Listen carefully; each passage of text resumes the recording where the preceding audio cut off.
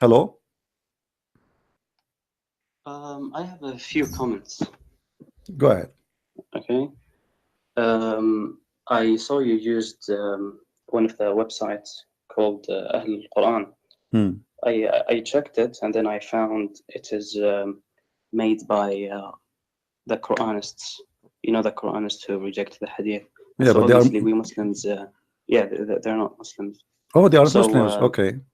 yeah, so the tafsir that you used, we cannot accept that from that website. Hmm. So But do you think regarding the babies who are killed, and it does not really refer to babies? Do you think there is a authentic source? I mean, from the tafsir that we accept? Do you think that you it see, exists? my friend, the Muslims. I will show you something. When the Muslim they say to you, Muhammad do not know how to write, how to read. Do you agree with that? Can we talk about the thing? Yeah, you will talk about that. We are talking about that. Don't worry. We are not changing. But just to show Yeah. you that Muslims are disconnected with their religion. Do you agree that Muhammad do not know how to write, how to read? Yes. Okay. Where do you get this from? From tafsir, right? From the Quran. Nowhere in the Quran it says Muhammad cannot know how to read, how to write. Yes, it says that. No. Let me show you, my friend.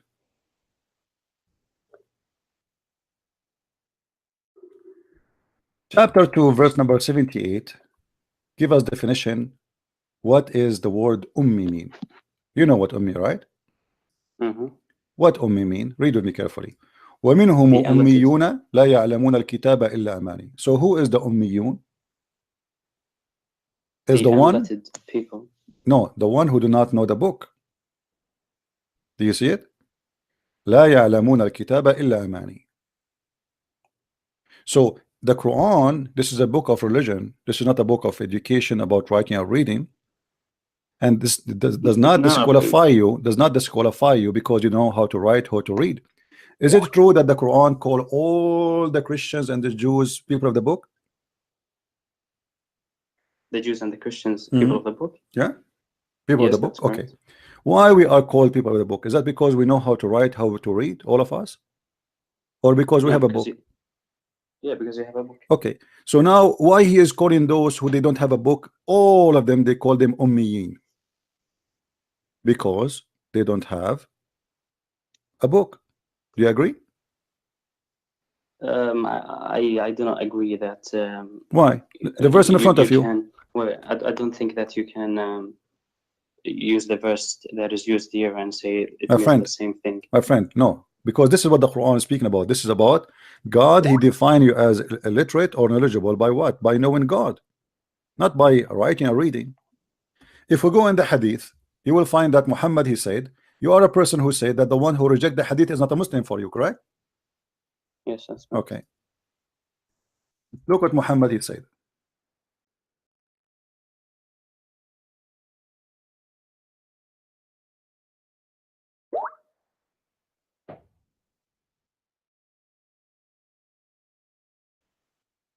Read What with me. point are you going to? Read with What me. point are I'm you going to show you that the Muslims are disconnected with their cult.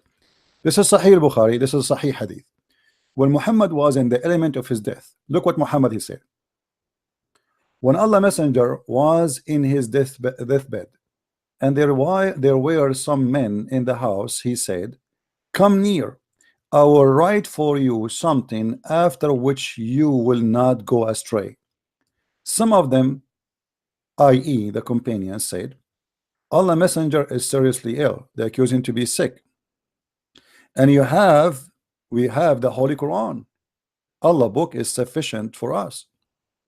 So the people of the house differed and started disputing. Some of them said, give him writing material so he might write for you something. Christian Prince, what point are you going to? My friend, What point are you here we trying to go. The Muslims, they say to you, Muhammad do not know how to write, how to read. Okay, And this is that's Sahih correct. al-Bukhari saying that he knows how to write, how to read. How would they say to him, give him material to write? this is very well known, Christian Prince, that Muhammad cannot No, be not Allah. very well known. This is not. No, this is not true. This is not true. This is there's no proof of it. There's no proof of it, my friend. There's no. Okay, give me a single proof where it says that Muhammad do not know how to write, how to read. I'm listening. Go ahead. Look, regarding the word al-ummi, Mm. Ibn Abbas interprets this word to mean that he cannot read or write. There's also another verse in the Quran which says وما كنت تتلو من قبله من كتاب ولا تخطه بيمينك. Thank you very and much. you did not. And Thank you did not. Yeah. So yes. Recite a book but because he or was not a even believer. write it. Because he is not a believer. He never read a book. Which book? He never received a book. He's a kafir. Isn't it the Quran says وما تدري ما الإيمان? You never know what is faith and what is belief. Look, also Tafsir Qurtubi says al-ummiyun. I know. You see, you are going by the tafsir, but the tafsir is fooling you. Read with me carefully. This is the Quran. وكذلك أوحينا. Listen, my friend. Listen. وكذلك أوحينا إليك روحا من أمرنا وما كنت تدري ما الكتاب ولا الإيمان. You know not what is book and what is faith. So what was the faith of your prophet before? So now you want me to reject the tafsir? Is that correct? My friend, do you accept the Quran, or do you accept the Quran, or you accept the tafsir over the Quran? The Quran says Muhammad never have faith and never have belief and never have book. This is what make him illiterate. No, there is a tafsir that we accept. Obviously, sometimes there's difference of opinion. No. There is many Muslims don't agree with those tafsir. You can go right now, search in Google, my friend. Trust me. I know. So is it true? Is it true that there's Muslims believe? Well, hold on. Is it true that there is many Muslims? A lot of them believe that Muhammad knows how to write, how to read. Yes or no? Yes. Okay. So why you are picking up a thing which goes against the Quran? The Quran says what it's meant by being illiterate, because if I go right now and search in the Quran about the word ummi, we will find that there's tons of phrases in the Quran speaking about who is the ummi, what ummi mean.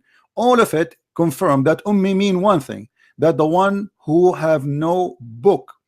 If we go right now, I advise you right now to go. Christian Prince, I have no problem to say that there might be a difference of opinion. I understand that there are things that there's a difference of opinion. I'm not saying this is exactly it, because I think that the stronger opinion is that he can neither read or write, because there are many evidences for that.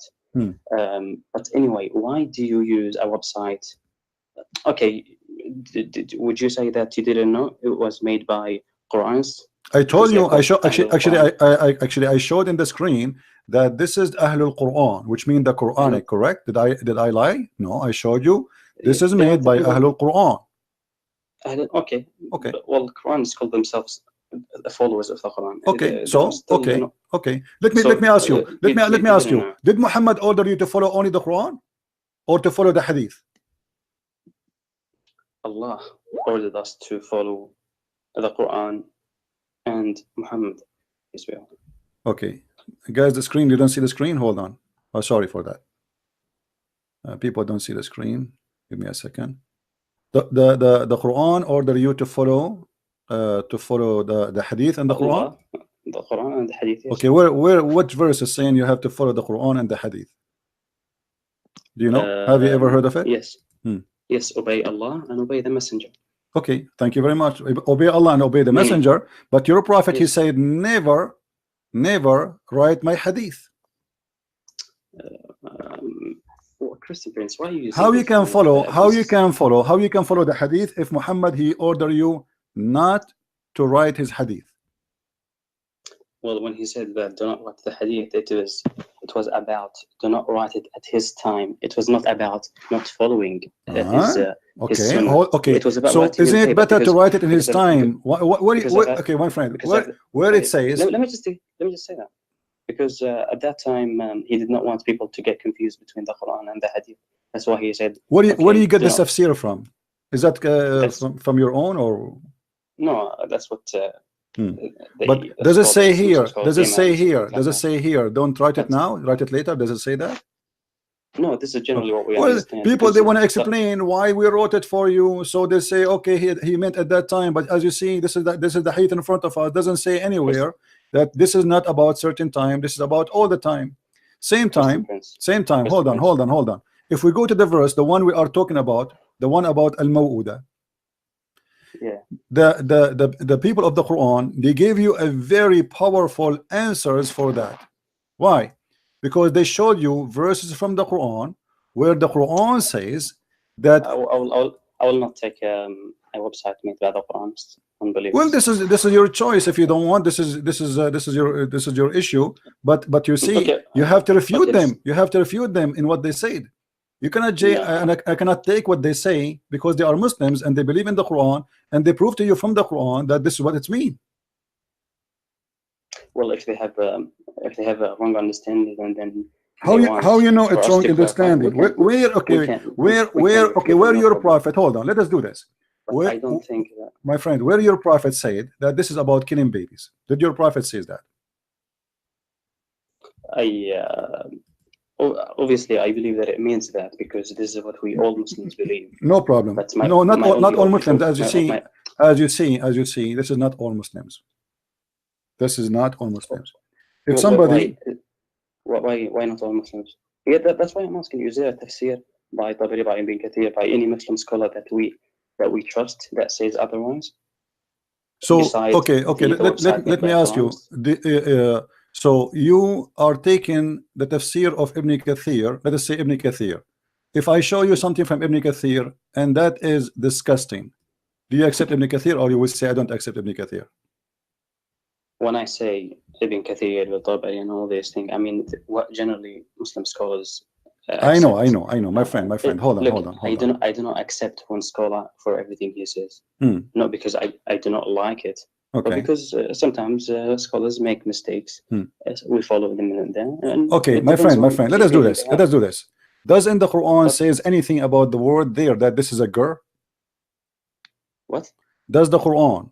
The Muslim, they say that the Quran is the most clear Arabic language. Is that correct? Yes. Okay. Where it says that this is a girl, which is the one is buried. Where it says that? What's girl? Because simply this is an infant girl, female is the one who's buried. This is the interpretation saying, right? Okay, where is the word infant and where is the word girl in the verse?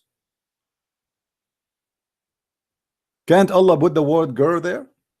I mean, is Allah is short in saying words? Can't he add a word? Can't he say this is a girl? Where is the word girl? There's a question always you need to ask yourself.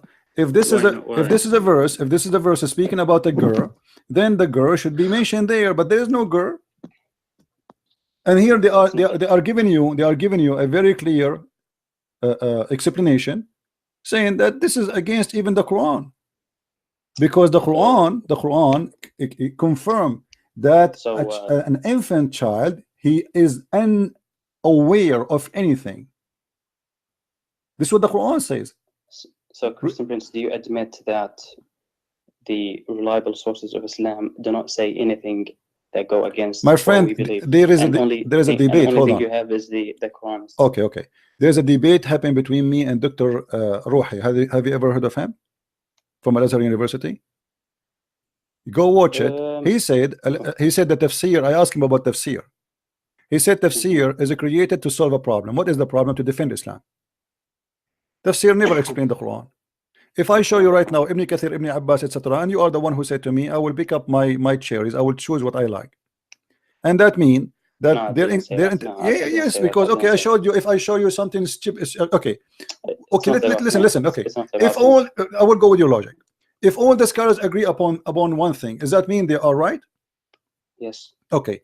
If I show you right now how Allah he created the baby, and all the Muslim scholars agree that babies are happening because women have a sperm coming from their ribs and men they have a sperm coming from their backbone, and this is by the agreement of Ibn Kathir and Al-Tabari and Al-Qurtubi and Al-Jalalain and Ibn Abbas. Do you agree with that? By the ribs? I don't think they say that. Sorry? I don't think they say that. Okay, here we go. Let us go. in front of you, just to show you that if the Muslims agree upon something, you yourself, you will deny it in a second. Here we go. This is a chapter 86.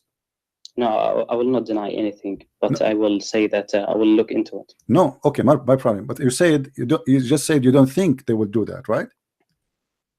You don't think it says that. You don't think it says that, right? I will question the consensus. Okay, but all of them agree. But all of them agree. I mean, how you explain to me such a madness?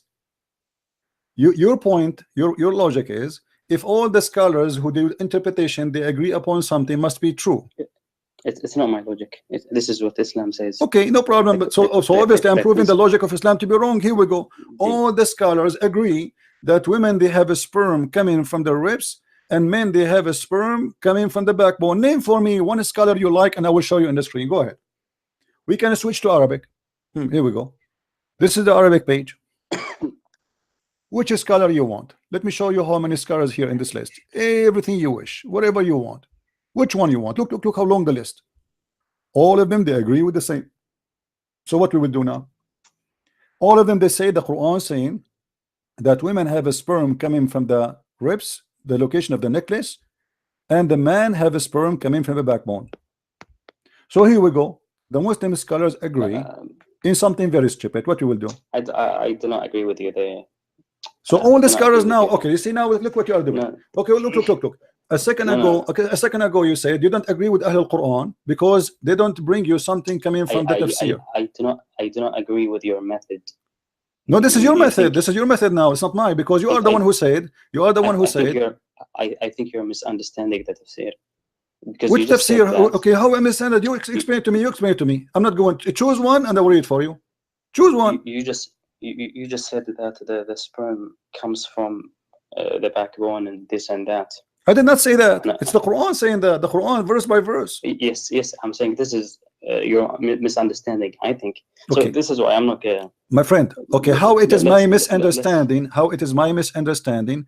If all your scholars, the one you are saying to me, why did you bring me the explanation from Ahl al-Quran, the Quran only, but you don't bring me from the scholars? If all the scholars get that understanding, so you are saying to me that all the scholars, they have wrong understanding. No, I didn't say that. Okay, so name for me one scholar he don't have that wrong understanding. Of what? Of the verse about the sperm coming from the backbone and the sperm coming from the ribs. Obviously, I did not come prepared to answer this one. My friend, see, I'm speaking with the logic you are giving to me. If the scholars is your reference, me to bring it my friend. Obviously, I don't have with me now. No problem. I looked into it. Okay, if your logic is, if we need to understand the verse, we have to go only by the tafsir and go against the logic, then here we go. You yourself, you just rejected the logic. What logic? The logic of what it's meant. The logic of make sense. The logic of what it says. So the Quran never say the word girl. The Quran never say the word infant. So where they come with this from? You need to ask ourselves. If the Quran, wait, tafsir. Thank you very much. Tafsir says that. I am sure. Okay, now we have Quran. We have Quran say that the word of the Quran itself saying that clearly, that women have a sperm coming from their backbone, so from the rib, sorry, and the man have a sperm coming backbone. Why do you want to go to the other point? Because this is the same thing. The same thing. Either you accept the tafsir, as a reference for you to prove a point, or you don't accept it. So here we go. All the tafsir. Okay. So what we are doing here, we have two apples. Christian Prince. Yeah. My point was that in the beginning, you are using a tafsir that we do not trust. Okay, against us. And okay. Do you trust? Okay. Which one you trust? Which one you trust? Wait. The ones. But you said you don't trust anyone, because you said to me you don't agree with them in everything. That's mean you don't trust what they say. But I see that your point now is that you want to say that they are wrong and they cannot be trusted. I don't hear you. Your voice has gone away. I'm saying that you are trying to make the point that we should not trust the tafsir, and I'm saying this is not the point. Why do you want to argue that the tafsir that we trust are incorrect? Because here we go. All of them they agree. Either the Quran. wait, just to defend your the idea that you can It's not my use idea. It's not my idea. It's not my the idea. I websites just made shared by with you. Quranists. No. I just shared with you what a huge part of Muslims they believe, and they gave you the reference of what they say. They did not just make a plain accusation saying, "Oh, those who say that they are wrong." They give you reference. The Quran says the following, and they give you verses one after one. So you are going by some group going against other group, and you just say that the one who don't accept the hadith is not a Muslim. Where in the Quran it says that? Where in the Quran it says if you explain the Quran not using, because simply when you say to me you don't accept hadith, right? If there is a hadith says that this is about your prophet, he said that this is about women or child who they are buried. Did your prophet say that? In the hadith? Yeah. I do not know personally. Okay, so this is mean they have to come with a conclusion. As an example, when in chapter 18 Alexander the Great he found the sun set in the murky water. If Muhammad he explained that in the hadith, if Muhammad explained that in the hadith and he says the sun set in murky water, then it must be this is what it's meant, correct? I'm not following you. Wait, okay, let me make it simple for you. If Muhammad explained that verse that this is about infant baby who is buried, then I have to agree that this is what it is, because obviously Muhammad he know better what it's meant, correct? Yes. Okay, can you show me a hadith saying that? Christian Prince, let me make my point to that I wanted to say. I am saying to you, do not use a website that Muslims do not consider to be non-Muslims. Your point was that I should also not trust any tafsir, and I'm saying this is a separate point. If you wanna say the Muslim scholars are stupid, I'm saying okay, that's fine. It's a separate point. But we Muslims only trust Muslim scholars, and you are using sources that we do not trust, and I think you are wrong on that. Okay, let me answer about this. No problem. I got your point. No problem. Listen. Yeah. When you say to me that we trust Muslim scholars, that is not true, because Muslims don't trust. For any Muslim, you call me right now. If I ask him which scholar you agree to explain to me that verse, if he explained that verse and you say to me only that verse he was right, it means he's no scholar. If you say to me that from the whole book this guy I agree with him about this verse, that's mean you are making him a scholar only about that verse. No. We respect scholars. What scholar? Okay, here we go. Here, the scholar they say that women they have a sperm coming from their ribs. What we will do now? All the scholars you name anyone for me. Which one? I think this is your understanding, and I disagree. No, that's not understanding. Here we go. My friend. You know Arabic. You know Arabic. I know Arabic. So tell me where this is my understanding. We can go to the English. Where is my understanding? I'm not the one saying that. It's not true. It is their understanding. I'm just reading for you. I share with people in the screen what Muslims they say, not what I say. So if this is their understanding, then okay, let us see if it is. If it's not, this is my understanding. Prove me wrong. Here we go. This is Tafsir al-Jalalain, issuing from between the loins of the man and the breastbones of the women. You want me to go Arabic? I will go to Arabic. Choose any scholar you want. Ibn Abbas, the other one who mentioned Ibn Abbas. Ibn Abbas is the cousin of Muhammad. Issued from between the loins of the man, which is the backbone, and the ribs of the women. Which one you want? This is not my understanding. So now this is funny. This is stupid. This can't be from God. So what we will do now? We take the scholars, or we don't take the scholars? No, we take scholars. Okay, but the scholars they say that women they have a sperm coming from their ribs, all of them. Ibn Abbas, Ibn Kathir, At-Tabari, Al-Qurtubi, Al-Jalalain. Where does it say sperm? What? Where does it say sperm? The verse number 6, it says gushing fluid. The man is created from gushing fluid, which is coming from where? Coming from between the backbone of the man and the ribs of the women. Okay, that might require me to go and look into it a bit more. Okay, but anyway, my friend, if this verse in the Quran is wrong, if this verse is in the Quran proving to us that God cannot be God, because there is no way God will say such a thing, that a sperm coming from the backbone and the sperm coming from the ribs of the women. Christian Prince. Do you agree with me that you should not use websites made by non-Muslims? Those are Muslims, my friend. For you, you are not Muslims. No, no, no. You see, for you, no, no, no, no, no. For me, they are Muslims. They follow Quran only. You know, for all Quran only. So that will not make them not Muslims, because it's not you who define who is a Muslim or not. Do you think? Yeah, do you think it's appropriate for me to use Jehovah's Witness to argue a case? Jehovah's Witnesses, they have different book. They don't have the same book. Do you think I should use their book? They don't have the same Bible. They don't. No, you cannot, because you don't have the same Bible. The Jehovah's Witnesses, the translation is fake. So you see the Quran people. Listen, the Quran only, they use the same Quran you use. Do you agree? Yeah, but okay. Jehovah's Witnesses, they don't use the same Bible we use. They have different Bible. But do they make the claim that it comes from the time of Jesus? Or doesn't matter. This is different Bible. That's the Bible says anyone who come with other scriptures than this, he's not a believer. So those people, they have fake translation. They added words. They change everything. But the people of the Quran, they change nothing of your Quran. They have a book as it is, and they are refuting you from their book, not from a book of Jehovah's Witnesses. So we cannot compare between them and say, oh, Jehovah's Witnesses, they did the same. No, my friend, they did not. Those are people who they have the Quran the same as you have between your hand, and they are refuting you from the Quran you have, not from a new Quran which they fabricated, and that make a huge difference. If and I do not know about this, but I'm just using it as an example. If the Jehovah's Witnesses do make the claim that their Bible comes from the time of Jesus, okay, you might disagree with that. But I can say to you, well, their Bible might be also correct. No problem, my friend. But this is not the topic, because their book is not the same as our book, so we cannot even use the same book for the same argument, because here they are using the same book you have. This is not a different book.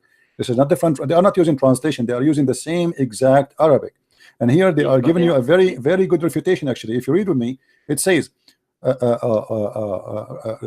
If you see the screen with me, you see the screen? Okay, that's fine, Christopher. Okay. Let's move to another point.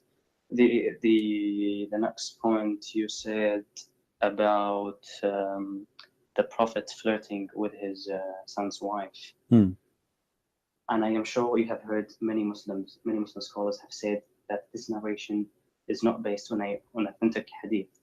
Okay, it's not based on authentic hadith.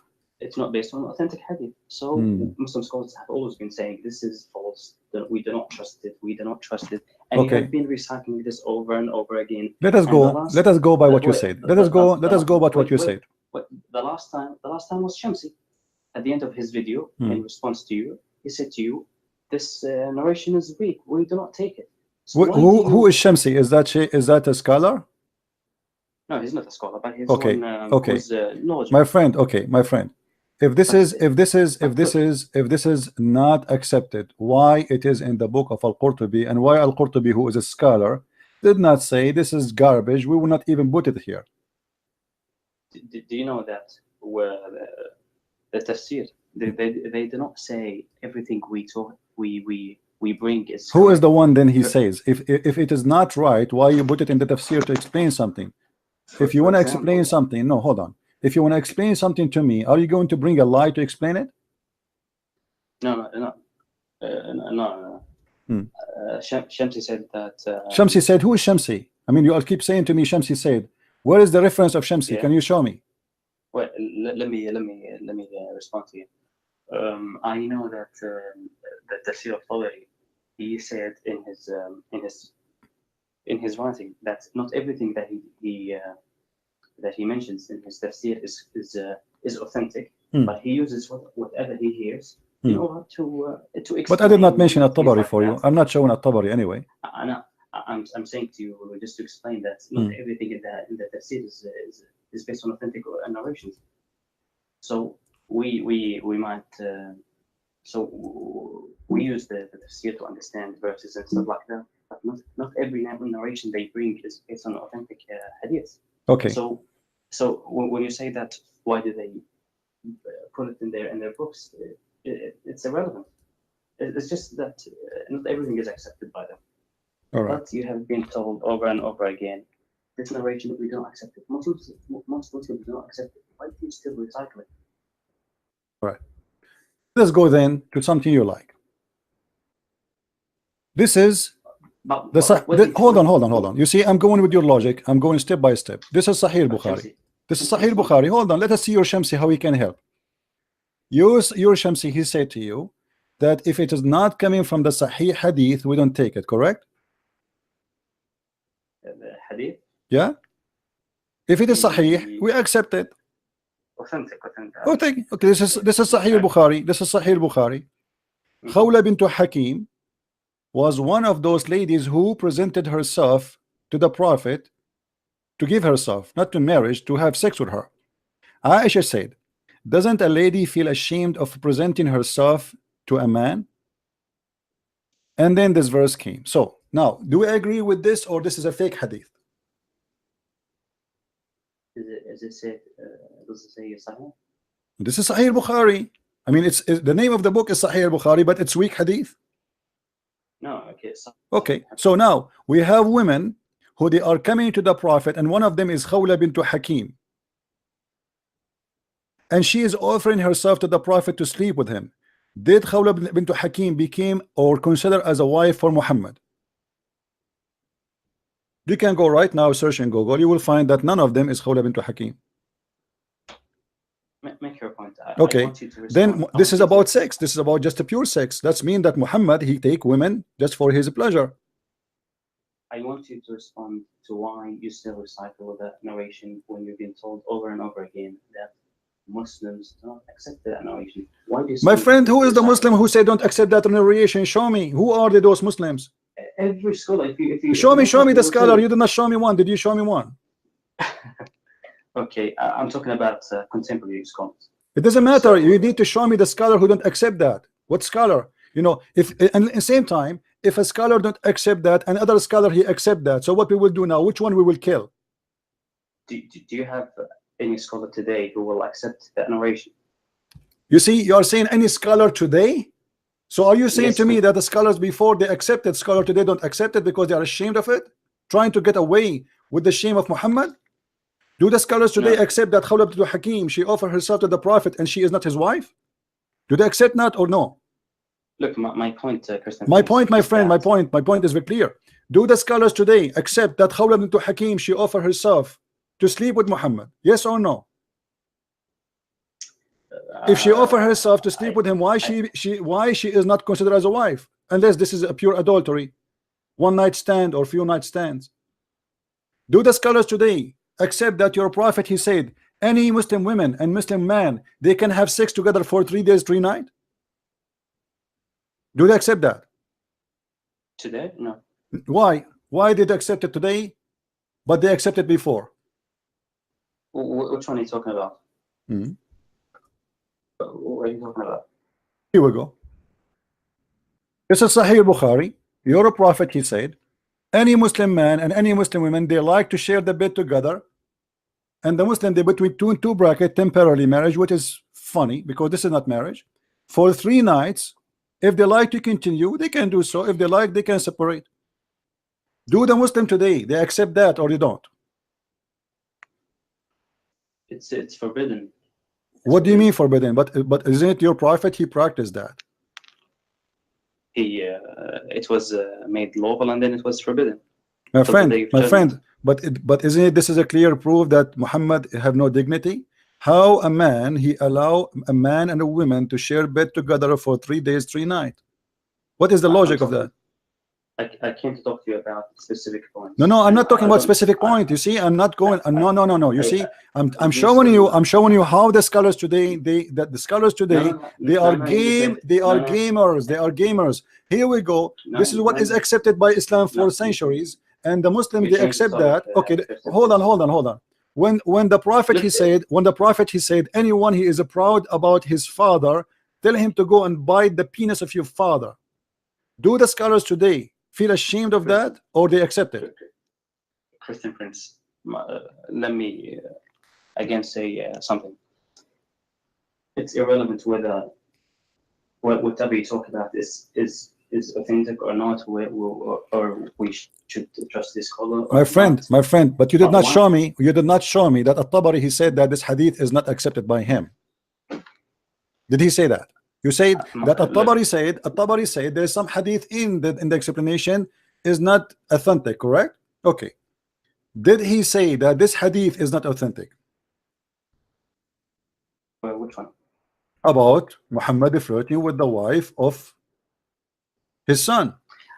My point is Muslims do not agree with the narration. That's my whole point. My friend, who is the That's my Muslim whole don't point. agree? How they cannot agree? I mean, it's in front of you. Where the narration of the scholar himself? Did the scholar himself? He said. Did the scholar himself? He said the one who present to you the narration. Did he say that this is a false narration? I'm sure there is, but No. The guy who came with this. The guy who came with this. As an example, Al-Qurtubi. Did he say? Did he say? Did he say that this is not a true story? The tafsir may say things like, okay, this is what we have heard, but they do not say why it's Al-Qurtubi is hiding the truth from us, because based on what you are saying, Al-Qurtubi is not being truthful, and he is. No. So why he is hiding that from us? Why he is hiding that from us? What is the purpose of this lie? Why Al-Qurtubi? Okay, you have my friend. Let me bring you the example of Tabari. He says that I have mentioned in my book. Forget about At-Tabari. Forget about At-Tabari, because you could not show me. Did At-Tabari says, my friend, you are repeating yourself. Did At-Tabari say that this hadith is false? At-Tabari in his book, when the hadith is false, he said that this is not accurate for me. This is what the scholars do. He say this is a story reported, but we reject it. Let me just finish my statement, that you will understand my point. So Tabari said in his book that I have mentioned in my books things that may be not correct. So whoever comes later, scholars who come after me, it's up to you to take it or reject it. So this means there are things that we may not be sure about, and he does not have to specifically mention one narration that says this one, be careful. I mentioned it, but it's not authentic. So do not say it. So he doesn't have to say that. He don't have to say that. So who is the one who have to say that? Who is the one who have to say that now? If the scholar himself who is reporting the story for you, and the one you are saying that we follow the interpretation, he do not have to say that. Who is the one he have to say that? The scholars after him. The scholars after him. Scholars after him, they knew better than the scholars before him. No. So how they knew that this is not authentic? The scholars who came after him, but he himself, he did not notice that. Because the scholars who come after him, they may see the chain of narration. If it's good. If okay, can you show me the chain of narration? Can you show me the chain of narration? My point, Christian Prince. My point. I got your point, my friend. I got your point. You know, you see, I got your point. I got your point. But you see, you are not giving me. You are not giving me a clear answer. A clear answer. Is it appropriate to you to use an argument that we generally do not accept? Who is the way we discuss accept that? Who is we? When you say to me, we, show me. Okay, you see, you keep saying to me, we. You keep saying to me, we. Who is we? Where? Show me. Where? Show me where it says that. No Muslim today accepts that. My friend, who is the Muslim who don't accept? Show me. Are you being serious? You are saying, yeah, I'm being serious. When you say to me, I am a Muslim, you do not even know anything about your religion. So when you say to me the Muslims, you say to me the scholars, right? Okay, the scholars. Who is the scholar who say that? Look at any scholar today. Any scholar. Okay, here we go. Give me one. Go to, for example, I have watched the video of Yasir Qadhi. He's not like a real scholar, but he's Yasir Qadhi. Dr. Yasir Qadhi. Who is that? Yasir Qadhi, the American. My friend, give me a reference. Give me a reference. Don't tell me watch a video of this guy. You know, if I show it to you, watch the video of Christian Prince, you will say Christian Prince is not my resource, right? Okay, show me a scholar. Show me a scholar who said that. I am just saying to you, we Muslims do not accept it. That's it. That's my point. Imagine if I come to you as a Christian and say, well, in the 2nd century, there were Unitarians, and so this is the true Christianity, and I'm now using it against you. Do you think this is appropriate? You can use it if it's true. No problem. If it's true, you can use it against me. Why not? If this is what happened, this is what happened. Now, when you say to me that this story is not something you accept, you need to tell me who is the one who don't accept it, and why he did not accept it, and what is the proof that this is a false story. You don't just say to me, I don't accept it because we Muslim, we don't accept it. Simply today, anything will make Muhammad look in a position of shame. You say to me, I don't accept that. Anything. No, that's not correct. Yes, this is true. Here we go. When Muhammad, he says, if a man is proud about his father, go and say to him, go and bite the penis of your father. I want Shabir Ali to go in the TV and say the Prophet, he said that. He will never say that. I want Shabir Ali says any Muslim man, he can have sex with a woman for 3 days, 3 nights. He will not say that. I don't agree with Shabir Ali. Okay, no problem. But here we go. The Muslim today, they fool they fool people with their lies. But here we go. We have a story. You see, is this a story? Is something I brought from my own? No. Is it me who inserted in your books? No. So, look, I can quickly look up the narration of what we called flirting, and I am sure that if I look it up, it will say that it's not accepted. Is what? So what? Do you want me to look it up for you? Look for what? You asked me to bring you a scholar that says that narration is inauthentic. Do you want me to do that? Go ahead, no problem.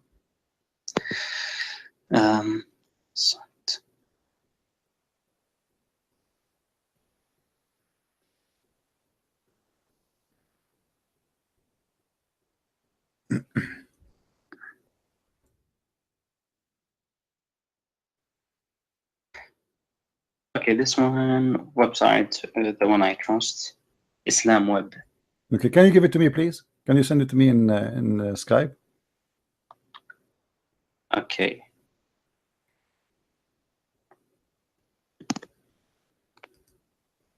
Oh, you're saying please? Thank you very much for saying that. Did you send it? Not yet. Yeah, okay. How do I put channel? Okay, yes.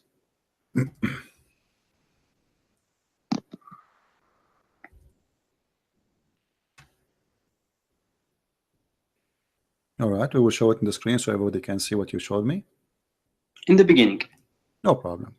These narrations are okay. Not correct. Okay. ما هي صحة الرواية etc. اوكي العربي قال الإمام العربي قوله النبي صلى الله عليه وسلم فباطل فإنه كونه okay who is the one who said that? Ibn al-Arabi, correct? Do you see it? Al-Imam Ibn al-Arabi. Okay. So Ibn al-Arabi is the one who made the decision that this is false. Do you agree? Is it only him? No, hold on. Yes, yeah, only him. Read it. Here we go. Hold on. It's starting with him. Ibn al-Arabi, he said that, correct? Yeah, go to the end. Okay. No, hold on. Ibn al-Arabi is Ibn al-Arabi is the one who said that, yes or no?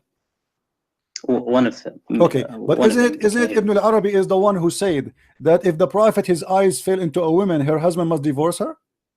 In the same page? What same page? The same in the book of Al-Qurtubi. Let's focus on one. My friend, no, we are focusing. Ibn al-Arabi, he said to you that this story is not valid for him, but look what he said. He said that the Prophet, he have 16 privilege. He have 16 privilege. And the privilege, number 16, that if his eyes fall into a woman, it's a must for her husband to divorce her. قال ابن العربي هكذا قال إمام الحرمين. Do you see it? So Ibn al-Arabi, he says that story is, he doesn't agree with it, but he agree that if the Prophet eyes fall into a woman, he must divorce her. What do you say? Christian Prince, you cannot use another example and try to discredit. No, this is the same story. This is the same story in the same page. The same scholar you are saying to me he don't like that story is the same scholar who said that if the Prophet his eyes, okay, when Ibn al-Arabi he said that if the Prophet his eyes fall into a woman, her husband must divorce her, he meant what? Explain to me. Here we go. I'm listening. I'm not going to go into that because why not? No, my friend, you have to because the same guy you are using for me as a proof that he don't agree with it is the same guys confirm the story. Because what do you mean that if the Prophet his eyes fall into a woman, her husband must divorce her? What does that mean? Christian Prince, do you not? I have said to you before that scholars are not infallible. They can make See, but mistakes. this is the same scholar you accepting now. Suddenly, the No, same I'm- scholar is a it's- shish kebab. No, yeah, Christian Prince.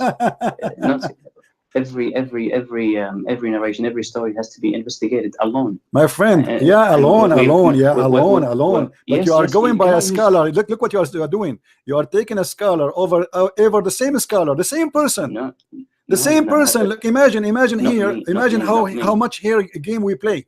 The same scholar, the same person. We like what he said first, and we don't hear what he said second. A line after. I have not said to you that I agree with this as well. I'm just showing you a website. No, you And showed me. No, because use- this is they use because the their evidence, they use because their testimonies proof themselves. is false, because their proof is funny. If Anyways, they are anyways. saying to me, my friend, if they are saying to me, this is what Ibn al-Arabi said, I can show you what Ibn al-Arabi said. If they are saying to me, وقال الإمام القرطبي المفسر فأما ستر فهو زينب. Okay, so when we say all those reference, you know, and then you say to me that all those references are false, then why the Muslim they mention them? You say to me, because simply there is some people make lies about Muhammad, and we add the lies to our books. Anyways, so the point is, you do know that Muslims do not accept a story that you always argue with them against, and you think this is something that's fair. That's fine. Okay, no problem. Okay, let me ask you a thing. Name for me one story you agree upon, you Muslims. Just name one story for me. Anything. Choose one. Just to show you the hypocrisy of Muslims. Anyways, let's have one last point. No. Just wait. Name for me one story you Muslims agree upon. Which, as an example, which verse Allah He gave first to Muhammad? Do you Muslims agree upon that? Even this one you don't agree upon. So what we will do now? Okay, which verse? I think Al-Qalam. Al-Qalam. Are you sure? Yes. Is it true that there is many scholars they say it was Al-Mudaththir? No, this is the second one. No, this is the first one. This goes with the story where the Prophet has received the revelation. اقرأ باسم ربك الذي خلق. Recite in the name of your Lord. This is very clear. I think it's a. Okay, as long it's very clear. As long it's very clear. Why you Muslims you don't agree upon what is clear? That's a separate point. Let's move to. See, here we go. Even simple story, even first verse on the Quran, which one came first? You know, some of you says Al-Qalam, some of you says Al-Mudaththir, some of you says different story. So every one of you have different story, and the Muslims they agree that Allah knows best, and they do not agree about anything. The only agreement Muslims agree that we agree about not to agree what the verse mean. So when you say to me, a scholar he said, my advice to you, my friend, be consistent. If I show you what your scholars they are saying and the story is reported there, is not my fault. This is in your book. And in here we have a problem, because if the story is not agreed upon, why it's there? Just take it off. Obviously it's a lie. Then why even you mention it? No, in our books there are things that are weak. No, let me tell you. Okay, weak. Okay, weak is accepted, my friend. Weak hadith is accepted. Who told you that weak hadith is rejected? I didn't say weak hadith are rejected completely. Okay, so this is why it's there. So now you have no confirmation that this is accepted or not. This is an opinion of a scholar. You take it because you like it, make you feel better. Because my prophet, there's no way he's a perverted. Here we go. When I showed you Ibn al-Arabi, he said that if the prophet his eyes fall into a woman, her husband must divorce her. What does that mean? What do you say about Ibn al-Arabi? Why? No.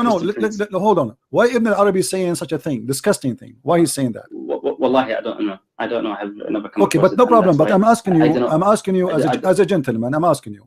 Why a Muslim, he is a scholar, will say such a thing about Muhammad? Give me a reason. I'm trying just to reason with you.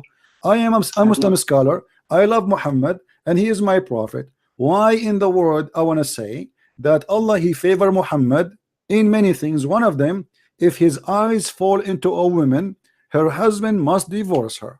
Why I want to say that? Give me a reason. You want me to make an assumption? No, give me a reason. Don't make assumption. I want you to give me think about it. Is the scholar is a liar? Is he a scumbag? Is he he's a Christian? He's a Jew? Is he a Hindu? Okay, so why he is saying that? Because this is make Muhammad look ugly. Why he say and why? Okay, that's true. We make excuses for them. Okay, so let me ask you now: who is the scholar? He said that this statement here is false. I don't know. Nobody. I don't know. Nobody. And this is why it's here. The privilege of Muhammad, the privilege of Muhammad is counted, accepted by all Muslims, that this is many privilege Allah he gave him, and one of them, if his eyes fall into a woman, her husband must not, you know. Actually, yeah, he's counting for you in the privilege. You will see that Muhammad, he said that he can have sex with the women without permission of the parents. Why? Why? As an example, why? In Islam, you have to get permission, correct? Okay, why Muhammad he have such a privilege? Why Muhammad here, number 4, he says that he have the privilege of having more than 4 wives. Why? Why he can have nikah? Yeah, why? Because he's a Muslim like the rest of the Muslims. Why he's above the Islam? When you say Muhammad, he don't have to go by Islam, it's mean he's above Islam. You see, when I say I am under the law, it's mean I have to obey the law of God. Did Musa says to his people, you can do this, but I can, you cannot do that, but I can do it? The Prophet, I know that he married more than 4 wives before the wait. He married more than 4 wives before the revelation said marry only 4. So where the revelation? No. Hold on. Before the revelation, marry 4. All right. But isn't it your prophet? But isn't it your prophet? Okay, but isn't it your prophet? He said the one who is having more 4, let her go. Let her go. He can let her go too. He told his followers, the one who is married to more than 4, let the one after that go. Okay, so now let her go. Why Muhammad he keep the 13 and he is having more, and even he's making the verses saying, and when this verse here came, this is after the revelation of 4 about Zainab, and already Muhammad he had many wives. What about say it will be only assumption? I don't want to say. See, I don't want to talk. You see, you keep saying assumption, but as you see, everything about Muhammad is about sex. Why Allah need to give him a permission that he can have sex with the women, even Zainab? Where is the witnesses of Zainab? In Islam, you know that if I want to marry a woman, I have to get 2 witnesses. Is that correct? Okay. Did Muhammad marry Zainab without witnesses?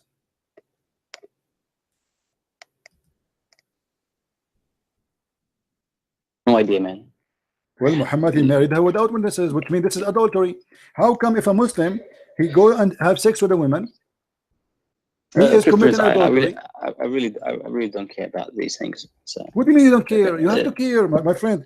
You have. You are a gentleman. You are a gentleman. You know, and you are trying to be. Fun. I'm still learning. Okay, no problem. I'm asking. So is it true? So is it true? The point that you make, it's not really. No, it is. It is because if you say that I cannot marry a woman unless I have witnesses, unless this is, otherwise this is an adultery, and then you say, okay, I will look into it. Okay, look into this. Now let me ask you very simple thing. My last point. I want to make my last point. Okay, go ahead. My third one. When the previous gentleman who talked to you, the one who accepted Christ. Okay, the one who accepted the Messiah. I don't know for what reason. He accepted the Christ. What you can say about it? Go ahead. I mean, if someone rejects Islam, it doesn't mean that he. Okay. Okay, no problem. He said to you that Judaism is false because they are racist, and they think that their race is superior than other races, and they think that they are more closer to God because based on the race, and that's racist. That's evidence that the religion is false. And you compare that with the Quran when it says that Muslims are the best of nation, and you're saying that this is also racism. But I think you have he is the one who said that, so I'm showing him if this is racism. Here we go. And not only that, I showed him where it says that you have to bring people and the chains around their necks. So Muslims are better than people to the point. It's not about like I'm better than you because I'm a believer. No, I'm better than you. I have the right to enslave you and bring you with the chains around your neck. Well, my the point that I have a projection with is when you say that Muslims think they are better than non-believers, and that makes it racist. This is not racist. No. You see, okay. The Quran is the one who confirmed that, isn't it? The Quran says, وَإِنَّمَا الْمُشْرِكُونَ نَجِسٌ. Yes. Okay, what najis means? Translate, please. What najis mean? Impure. Najis mean impure or mean filthy? Impure. If I take a shower and I am not a believer, that will make me clean?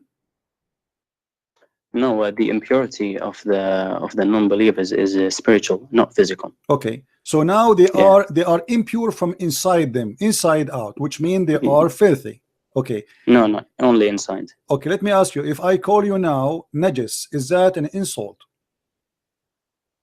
Yes. Okay, so why you have been giving yourself the right to insult me? I never said to you you are najis. The Quran says to me that we are najis. So are you saying to me you have a better moral than the Quran? You will not say that to me, but the Quran will say that to me. No, the Quran commands us to talk to the people of the book in a wise manner, to preach to them with nice words. Is it nice word to say that we are the worst of the creatures? Wait, let me tell you. So Allah commands us to talk to the people of the book in a nice way, to preach to them nicely, to behave nicely with them. And Allah says that do not curse the gods of other people. So I am not commanded to insult you. I'm never gonna. That's funny, my friend. That's funny. You are saying to me that the one who cursed the God, cursed the Christians, he's a bad person. Wait. Is the person who cursed the Christians, is the person who cursed the Christian and the Jews, is a bad person? Yes or no? Wait, I want you to understand my point. This is why I'm asking you, my friend. Can you give me the answer, please? Wait, if a person he cursed the Christians and the Jews, is he a bad person? Christian, let me finish my point. My friend, we need to understand, because if we jump over it, we will not get that conclusion. If somebody he cursed the Christian, the Jews, and is a Muslim, is he a bad person? You asked me a question before. Let me answer. Let me finish it. Yeah. You said to me, why do you insult me? Is it right to insult you? And I'm saying Allah did not command me to insult you. Are you sure? Are you sure? But wait. But I have these beliefs about you. I have beliefs that you are impure, no problem. But I'm not going to go to you and say you are filthy, you are this. This is a belief that we hold. The Quran, yes, says to you that you are impure, but it did not say it directly to you. It's a belief that we hold. It's okay. Truth. We believe it. If a Muslim he forced me to walk in the sewage, is that nice of him to do so? What does that mean? If there is a person, he is a Muslim, and he walk in the street, and I am coming in front of him, and then he forced me to change my way and to walk in the sewage and insult me. Is that what insult God? You? Is that what insult God? You? Yes, and insult me. Is that because you forced me to walk in the sewage, to change my direction, just because you are coming? You know, because you are coming in the same way. If you force me to change my direction, is that the teaching of Allah to you? If I force you to change your direction, in the sense that I never move, I never. No, it's not about never move. You force me even to walk in the sewage. Like push you. Yes, you have to force me to walk in the narrow road, which is the sewage. Is that Islamic teaching? So you think force means push? My friend, why you are afraid to say yes or no? If I am walking in the way and you are coming in my other way, I'm coming in here in this direction, you are coming from the other direction, I am a Christian, you are a Muslim. Is it the teaching of Islam that you have to bother me and you have to harm me to the point you make me walk in different direction and walk in the sewage? Yes or no? Christian Prince, I just realized that we missed the point. No, we did not miss the point. We are trying to avoid the answer. We are trying to avoid the answer. This is racism, because why? Who is the one who giving you the right? Who is the one who is giving you the right to push me to walk in the sewage? I am a human being like you, and you are a human being like me. Why you have the right to walk in the street? I have to walk in the sewage. Give me the reason. Do you think Islam is a race? This is not the question. Why you have the right to walk in this? Why you have to right to walk in the street? I have the right to walk in the sewage. look, if Muslims are being, if they think they are superior than non-believers, it's not racist. It's a different thing. This is not about being Racist this is not about think. This is about you are forcing me to change my direction. You are insulting me, you are humiliating me. Why you need to do that? I'm saying, Christian Prince, that I am saying, my friend, you are running away from the answer. What kind of religion? Jesus said, bless those who curse you, pray for those who persecute you. Muhammad, he says, if you see Christian in the street, humiliate them, insult them, never respect them. Okay, now you think you are superior, no problem. You think you are better than me, no problem. But why you have to go to a physical harm? No, there's no physical harm. Okay, then read your prophet. Then your prophet hadith. Here we go in front of you. Read it. I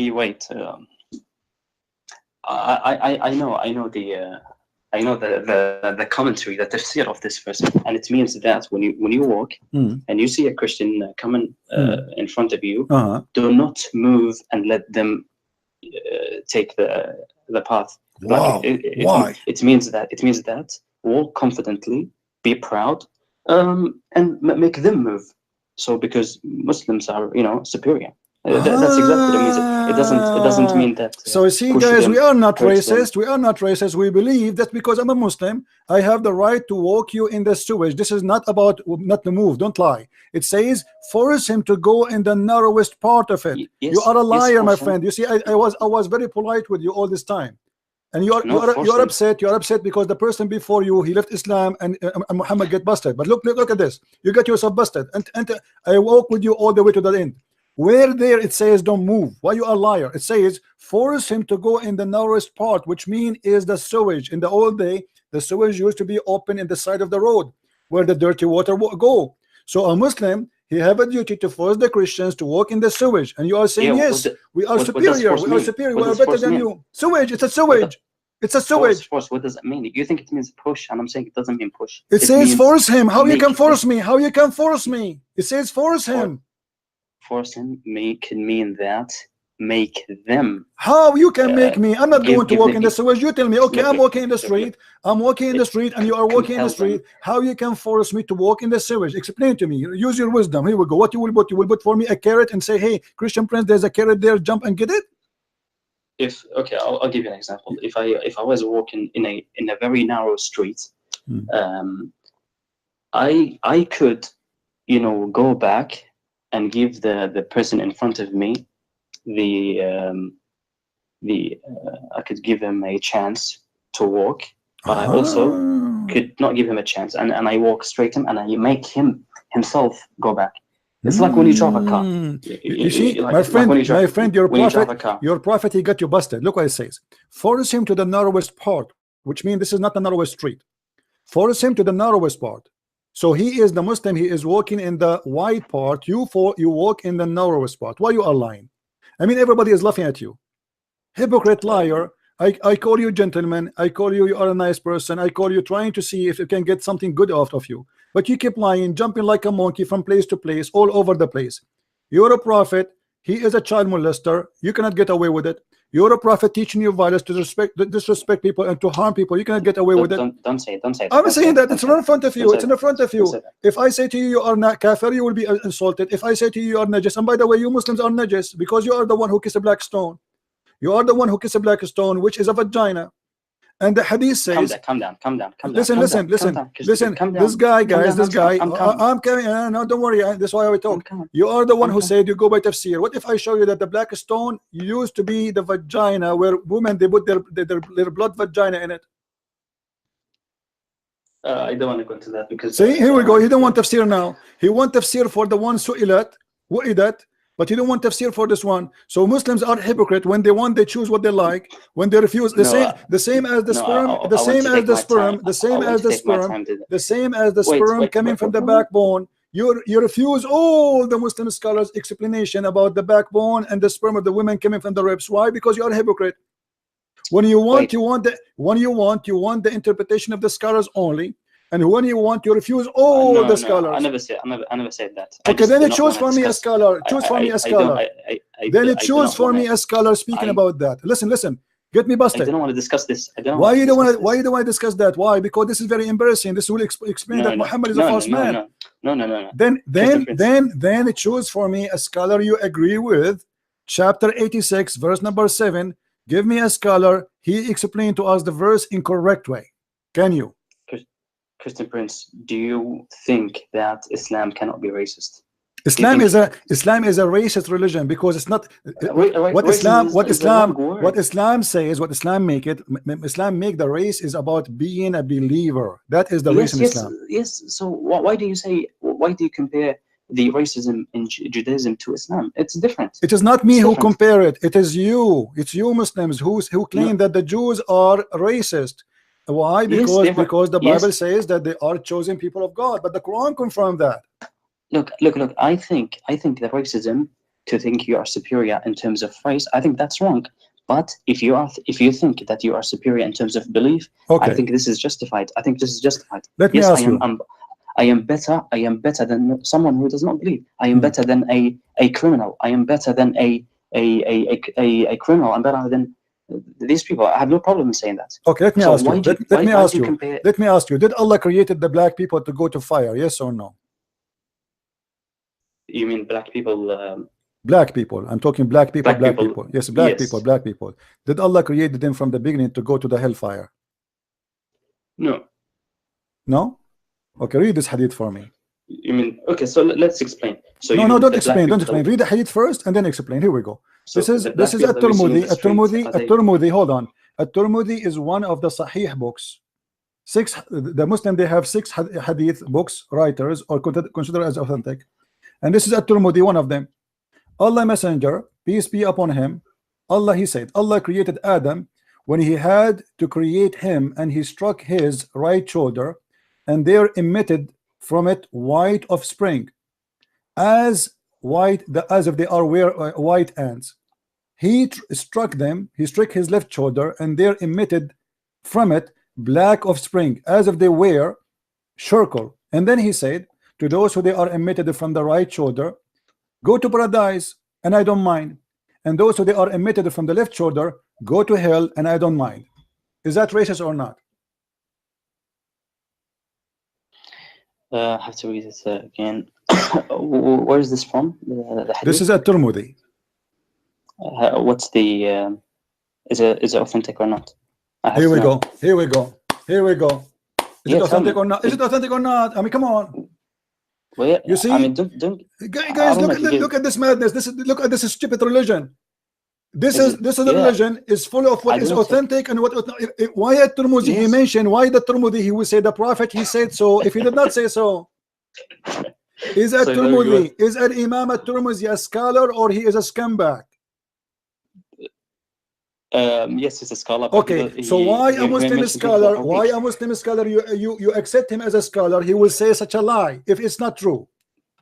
Man, there are things that I told you. There are things that are not authenticated. My friend, why he did not notice? Why you are a person who noticed that, but he did not notice that? How come you are smarter than at-Tirmidhi?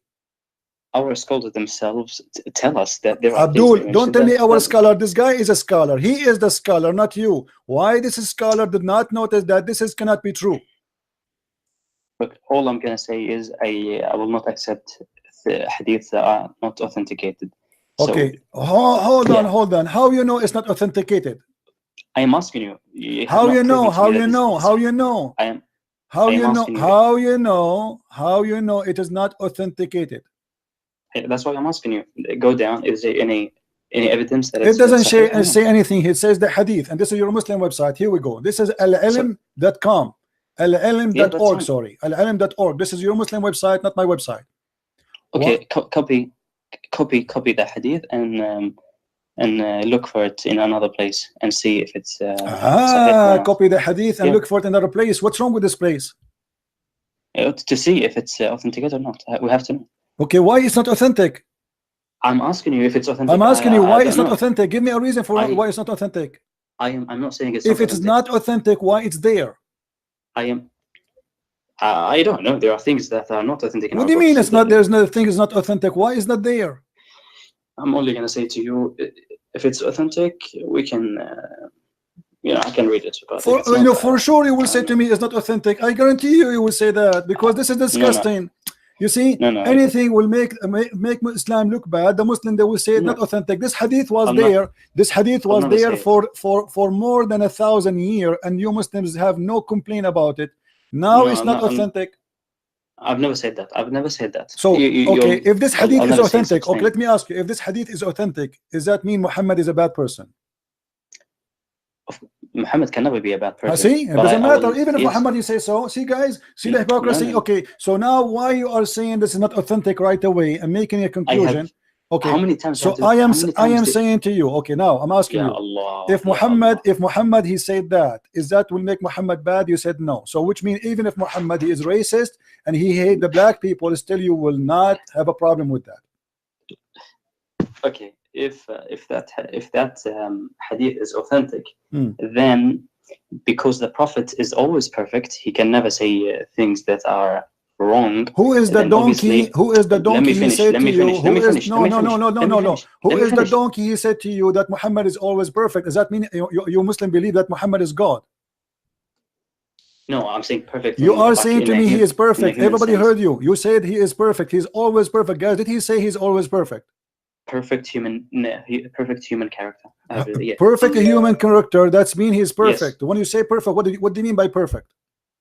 Perfect in the sense that the best human being, that the best possible. Okay, let me ask you: do the best human being? Do the best human being do things against God? Against God. Against God teaching. Yes. Against God. Like he fabricate laws. He fabricate laws. Like he forbidden things or he allowed things which is not allowed by God. Do he do that? No. So guys, remember what he said. He said the best man, Muhammad, there's no way he will fabricate law which is not approved by God. Here we go. This is the Quran, the chapter of At-Tahrim. Allah, he said to him, Lima tuharrim, why you are forbidding what Allah made lawful for you? Why Muhammad is forbidding what is made lawful for him? Making false law, because remember, you are Muslims, you follow what Muhammad he do, you call it Sunnah. And if Muhammad forbid something, hold on. If Muhammad forbid something, you Muslims, you forbid it too. Is that correct? Yes. Okay. So now Muhammad he forbid something, and it's not lawful for him to forbid. Okay. Do you know what this? And you are the one who said to me, yeah, I know what does that mean. And you are the one who said to me 5 minutes ago that there is no way Muhammad he will fabricate law against God teaching. No, it's not really a big issue, like in terms of what do you mean big issue? You Muslim follow him. You Muslim follow him blindly. Whatever he say, you accept. If he forbid it to himself, you forbid it to yourself. If he never. Look. He never said. Look, this verse has a what? Come on. Yes, but yeah. What? Okay. No, wait. Let me say this. It was about an event that happened. Hey. Wait. I'm trying to remember. Yeah. Remember. Yeah. Fabricate a lie. Yeah.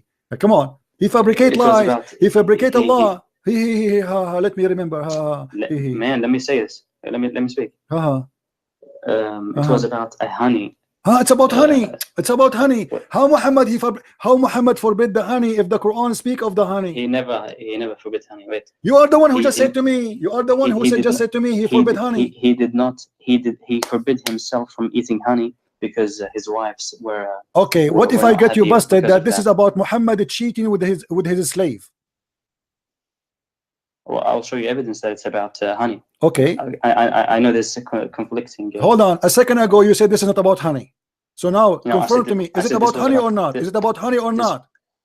This was about honey. Okay. Yes. But a second ago, isn't you who said to me this is not about honey? No, I said this was about honey. All right. He did not eat okay. Honey. Hold on, guys. Hold on. So this is not about honey. This is about honey. This is not about honey. This is about honey. So now you are saying to me it is about honey. Do you confirm that this is about honey?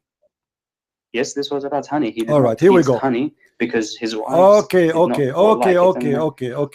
So he did not really create laws. Here we go. Anyways, you're Muhammad, he forbid himself. Hold on. Muhammad, here we go. This is the tafsir. This is the tafsir. It says that this is about Mary the Copt. What we will do now?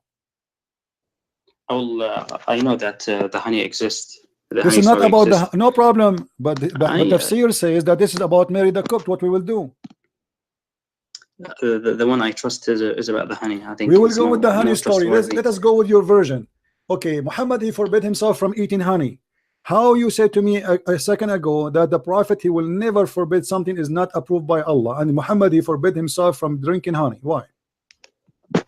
When we say that Muhammad can never fabricate laws, we say in the sense that he may tell us that this is unlawful, and it's maybe a lie, but this is not the same as him not eating, because when Allah says do not forbid, because when Allah says why do you forbid yourself, it's not the same as why do you create laws, because Allah does not like us to do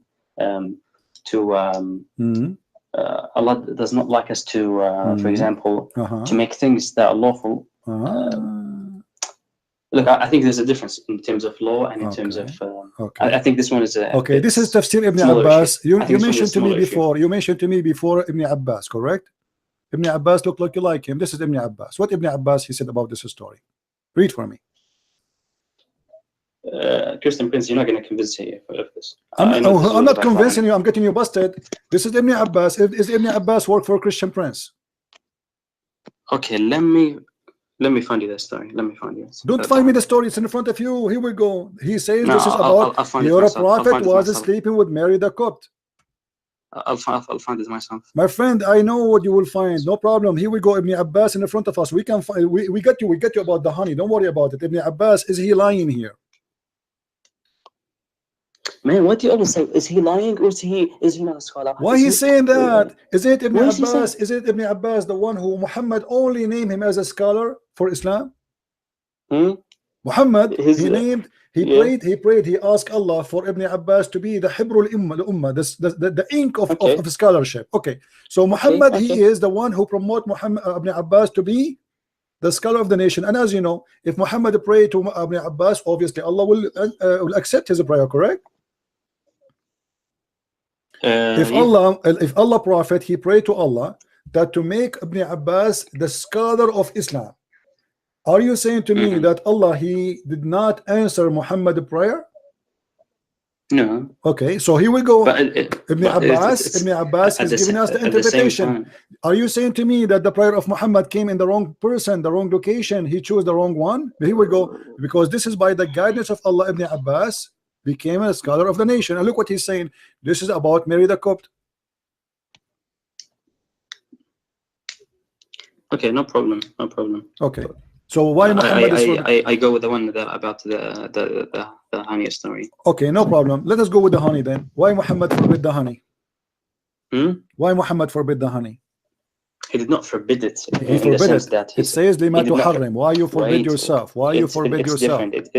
I'm saying it's different. It's not like saying he invented something that God said. He's not saying Allah made it unlawful when it is lawful. He did not do that. He only not ate it, and he made it kind of like made it unlawful, but not literally made it unlawful. My friend, like the Arabic word says it clearly. The Arabic word says it clearly. Lima tuharrim. Why you make unlawful? Stop lying. Lima tuharrim. Okay. So what he did? Harrama tahriman. Yuharrimu. Okay. Let me say this. In Arabic we say ليه تحرم نفسك من الأكل? Why do you forbid yourself from eating? It does not mean that you are literally saying God has made it unlawful. It means that why do you not eat it? So you are saying to me, you have a city God, he is in heaven, he created the galaxies and 7 galaxies, as Muhammad he said, seven heaven, and then he is worried about Muhammad, he is not eating honey. So Allah, he sent a verse to Muhammad saying, hey Muhammad, why you don't eat honey? Huh? No, honey, Muhammad. No. This is what you are saying to me. Muhammad don't want to eat honey. What is the problem of Allah? If a person he don't like to eat honey, as an example, I don't like to eat something. I don't like No, ice Allah, cream. Well, Allah will send me a verse from heaven says why you don't like to eat ice cream? no, Allah disagreed.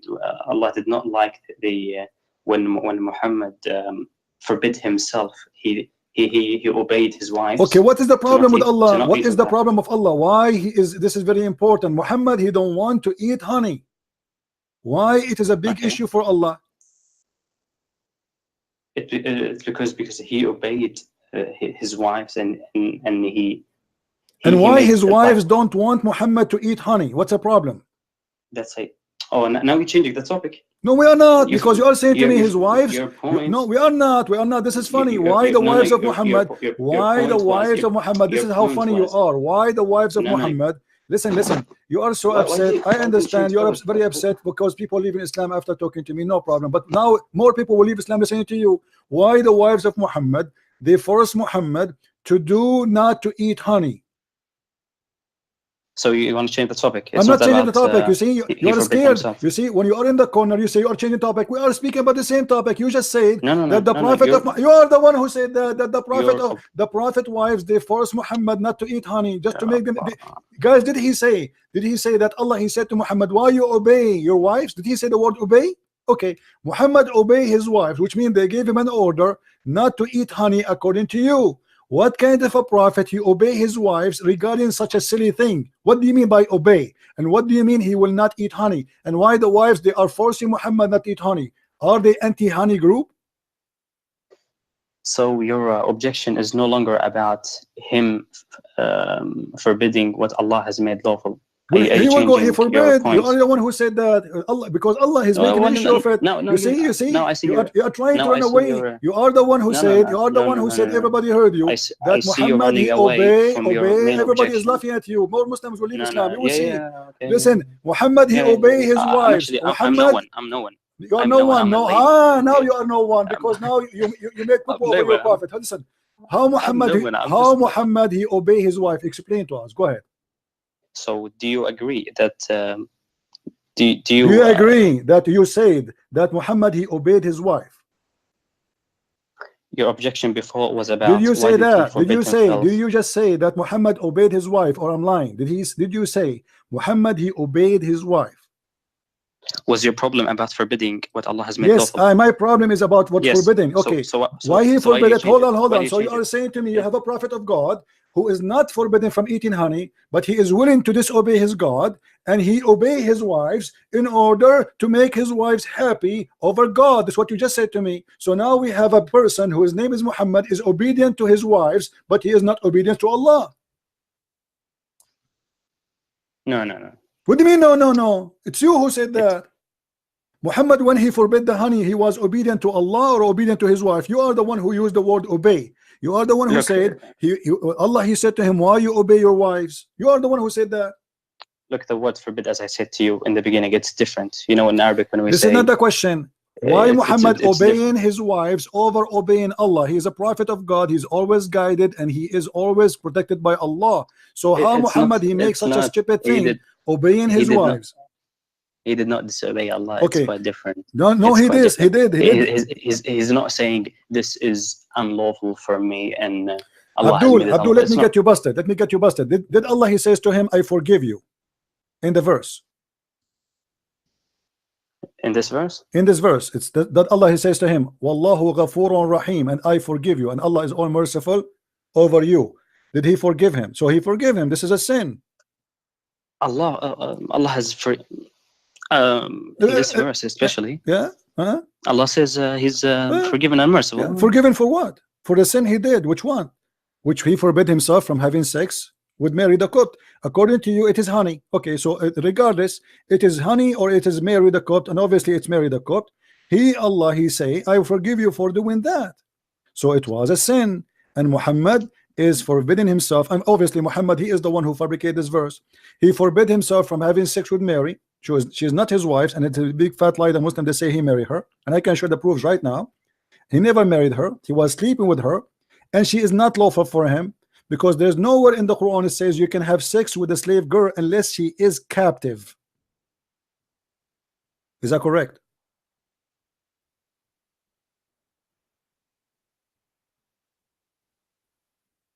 Hello?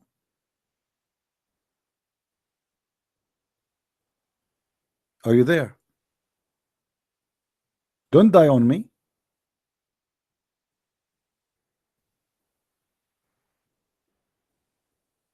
Hello?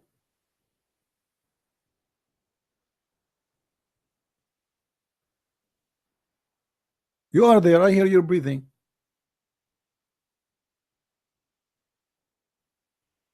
I'm not going to hang up on you. Yeah, what did you say? I'm saying when your prophet was, did your prophet have sex with Mary the Copt? Yes or no? He married her. Where it says that he married her? Can you show me? Well, we know that. Okay, well, no, don't tell me we know that. Where is the proof that he married her? Okay, let's have a look. Marriage of Mary. زواج الرسول من ماريا القبطية. Let's have a look. Let's have a look. قصة ماريا القبطية وسبب إسلامها.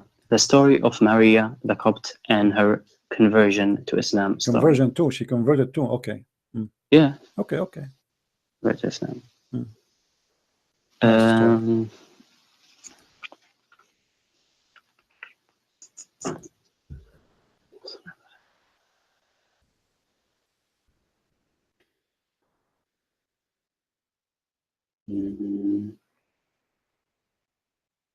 It's in the Sirah. Okay. It's in the Sirah. Okay, in the Sirah. Where? Give me the reference, my friend. Give me the reference in the Sirah. Go ahead. What in the Sirah? What it says in the Sirah? There's a website. Okay. Do you join to the link? What is the website? Okay, what is? No, read for me what the Sirah says. Give me the reference. It's just mentioned that it's in the Sirah and the my history friend, books. don't tell me it's mentioned in the Sirah, because this is a big fat lie. Muhammad, he never married from Mary the Copt. Well, we Muslims believe that. I don't care whether you agree or not. Yeah. Okay, we Muslims believe in that. You agree or not, who care? But this is a big fat lie. No Muslim agree with that. Can you show me the proof? Well, every Muslim I know, he knows that this story. So every Muslim knows. Every Muslim knows. Who is the every Muslim knows? Can you show me the reference? It's in the Sirah. Yeah. What in the Sirah? Where? I mean, I cannot just give you a specific one in 2 seconds, but I know this in the Surah. That's what? Wait.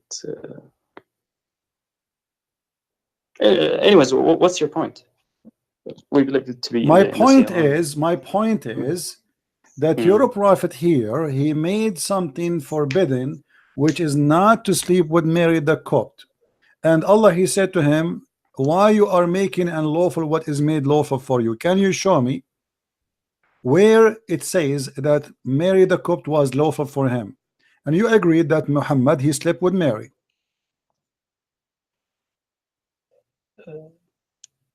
In this particular verse, as I told you, it was about the honey. No problem. But your prophet, he slept with Mary the Copt, correct? And you agreed. Okay. When Muhammad, he slept with Mary the Copt, is that Islamic or this is against Islam? I don't know specifically, but why you do not know specifically? Why you do not know? Why you do not know? Is it against Islam, or it is lawful in Islam to have sex with a slave women who you did not capture? Did not capture? Yes, Mary the Copt is not a slave he captured in war. It was a gift. Santa Claus come to him. Santa Claus, he knocked at the door. Prisoner of war. Knock at the door. Muhammad opened the door. He found Mary and a bunch of slaves coming from Egypt as a gift. Is that correct? I don't know about the gift, but okay. Anyways, I'm asking you, according to Islam, according to Islam, are you allowed? Yeah. Are you allowed to sleep with the women? She is a slave, but not captive. Isn't a slave the same as captive? No. Captive and slave is different. The Quran. Prisoners of war. Okay, slaves, my friend. Okay, can you show me the reference? Can you show me the reference in the Quran where it says you can have sex with a slave girl? She is not a captive. Man, slave girls, prisoners of war, is it the same, isn't it? No. Isn't that what you're talking about? No. The Quran, Well, you see, you are a person, you see, you play all kind of games. Here we go. You are free to choose for me any Islamic interpretation of your wish. I don't know your. The Quran allow you to have sex with the slave girl, you captive. Yes, okay, yeah. Okay, okay. Mary the Copt was not a captive. Oh, Muhammad was sleeping with her. I don't know. What do you mean you don't know? I don't know. Suddenly you do not know? I don't know if it really happens. I might need to look into that. Well, Muhammad obviously he was disobeying the Quran, because the Quran says وَمَا مَلَكَتْ أَيْمَانُكُمْ. Go and do the if. Go and do the if. Chapter 4, verse number 33. Okay, have sex, no problem. Okay, go and have sex with it 4 and 2 and 3 and 4, and whatever you own in your right hand possess. Malakat Aymanakum, Malikatul Yamin, is only the slave captive. Okay, prisoners of a woman, yes. Okay. So where in the Quran allow you to have sex with Mary the Copt? I do not get your Mary the Copt is not one of the slave captives. She is just a slave. She was a gift. So the Quran allow you to have sex with the slave captive of war. Nowhere it mentioned that you can have sex with the slave. She is not captive of war. I told you the Prophet married her. That's what we believe. That's a big fat lie. You want me to get you busted in 2 seconds? I don't care. That's what we believe. This is clear. Here we go. Here we go. This is Islamic question. This is your scholar. The same website you gave me. The same website. Islam.info. The same website. Here we go. It says that Mary the Copt is not the wife of the Prophet. She was not. She was not. Okay. She was not. And then she was. Yeah. Here we go. There's no doubt that Mary the Copt was a companion of the Prophet. Okay, he's asking if she was a wife of the Prophet. The answer, no, she is not. Okay. So now the question: when Muhammad was sleeping with Mary the Copt, and he got busted by his wives, and they made him swear that he will never do it again. And then Allah, he says to him, why you forbid what is made lawful for you? But nowhere in the Quran it says it's made lawful for a man to have sex. As I told you, Christian Prince, no, I take the honey story. No problem. Forget about the honey now. Forget about this verse. Yeah, how Muhammad, okay, hold on. How Muhammad was having sex with the women if nowhere in the Quran it says it's lawful for you to have sex with a slave girl unless she is a captive? So you're saying he is committing adultery according to Islam. He's committing a clear adultery. Allah in the Quran, he give you permission to have sex with a slave, to rape only slave girls who they are captive of war. No rape. Just what do you mean no rape? She's a slave. You are sleeping with her against her will. No, don't lie. No, not against her will. Okay, no problem. We can show you what happened to Safiya. We can show you what happened to Safiya. Muhammad, he forced Safiya to have sex in the same day he killed her family. Was she willing to open her legs for him after he killed her father and her husband and her brother in the same day? The same day. The same day, yes. I know. Soon after that, she did. No, the same day. The same day. I can show you. I can give the reference. Don't play games. Okay. You know. I know. I know it was soon after. Okay. That. Same day. Same day. Did not even pass the town.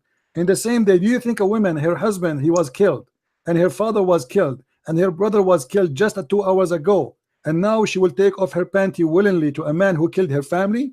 Do you believe in that?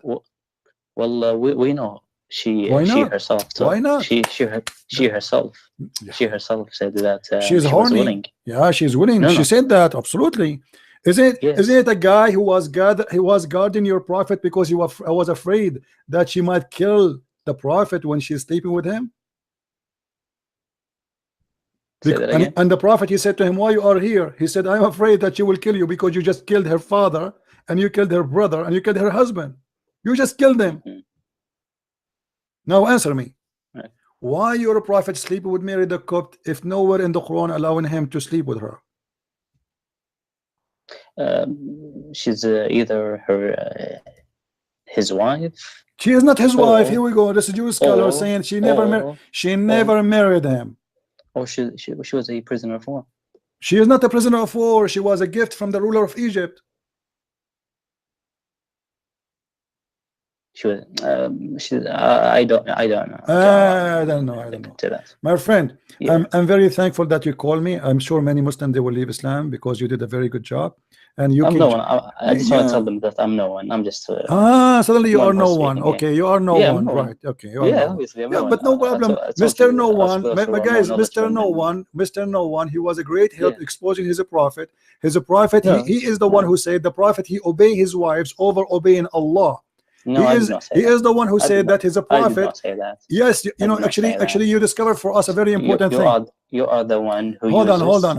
Who Guys, are the people who guys, use arguments that we do not believe in? when he say that You the are the one prophet who who uses obey, websites when he from said, hold on, from heretics. when he said the prophet he obey his wives, you know what he did? He showed us that Muhammad, he have a problem. He's not a man enough because he's obeying his wives in the wrong. Oh, you're a sexist. You do not believe in women rights. No, and women right. Look who's talking. And your sisters. So you are saying to me, okay, hold so on. You think it's a shame? Hold on. Your Yes, wives. it's a shame. Wow. It is a shame in Islam because the man, Wow. Shut up, Abdul. Let me get you busted. Isn't it the Quran in chapter 4, verse 34 says, if your wife disobey you, you beat her? Is the Quran says that if your wife disobey you, you beat her? Yes or no? Why do you think it's bad to answer? Does the Quran? Because now he's not a Muslim. According to Islam, he's not a Muslim because Islam says you have to force your wife to obey you. You have to force your wife to obey you, and if you don't, you beat her. So how Muhammad now is obeying his wives, as you said, which is against Islam? Why did you say he is not man enough to obey his wife? Because according to Islam, he is not man enough. Because a man in Islam, he should beat his wife if she disobey him. Am I lying? No, when you said that he was not man enough. Yes, wait, let me finish. If you're a man enough, I am a man enough. Shut up, you donkey. Shut up, you donkey, son of Muta. Even in Christianity, women, she have to obey her husband. So yes, I stay with my opinion. I am not a hypocrite like you. You are a coward. You try to change the topic thinking that you get a point. In Christianity, the women, she have to obey the husband. Yes.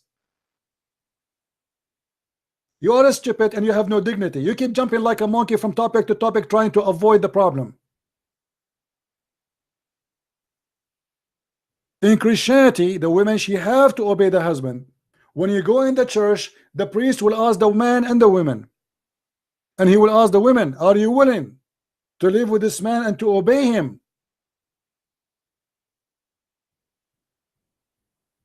If she say yes, that is yes. Nobody is forcing her. Nobody is forcing you to marry a man and obey him. It's a choice you make voluntarily. But now what we see, this coward, he try, oh, so you are saying you are against a human right.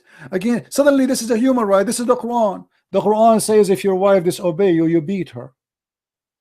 And the Muslim, the false translation, they say beat her lightly, which is a big fat lie. You see how the hypocrite are? Oh, you are against a human right. He think like he got something, like, you know, a Christian prince now. Stupid you are. You are a certified donkey.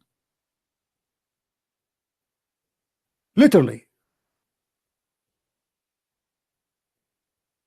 I mean, I cannot find a Muslim he have really a little intelligence to tell us something he believe in.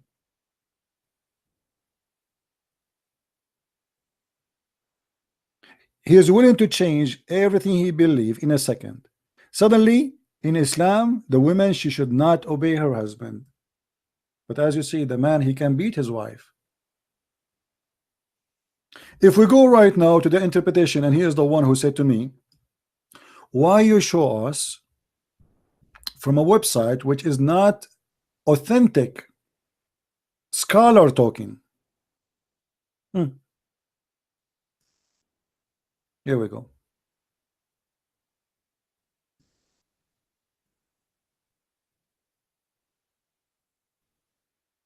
الرجال قوامون على النساء. Men are in charge of women. Why they are in charge? Look at the logic of the false Islam. Because they spend their money on them. Because what? They spend their money? Why, she is a prostitute? And then the Quran says that if you suspect that your wife, she is disobedience, if they are rebellion, if you fear, if you just fear, as for those from whom you fear rebellion, their disobedience is to you in bed. So if the wife now she don't want to sleep with you, maybe admonish them by means of sacred knowledge. Tell them what the Quran says. You have to be obedience, and banish them in bed, which means jail them in their rooms, and then scourge them. Don't exaggerate in beating them until you break their bones. That's what Muhammad said. Don't break their bones. Oh, Christian Prince, you're against a human right. Christian Prince now is in trouble. He just said that the women, she have to obey her husband. Oh, Christian Prince, but Christian women, she obey her husband willingly. Her husband, he have no right to beat her. If he beat her, that's mean he's an animal. That's mean he is like your prophet.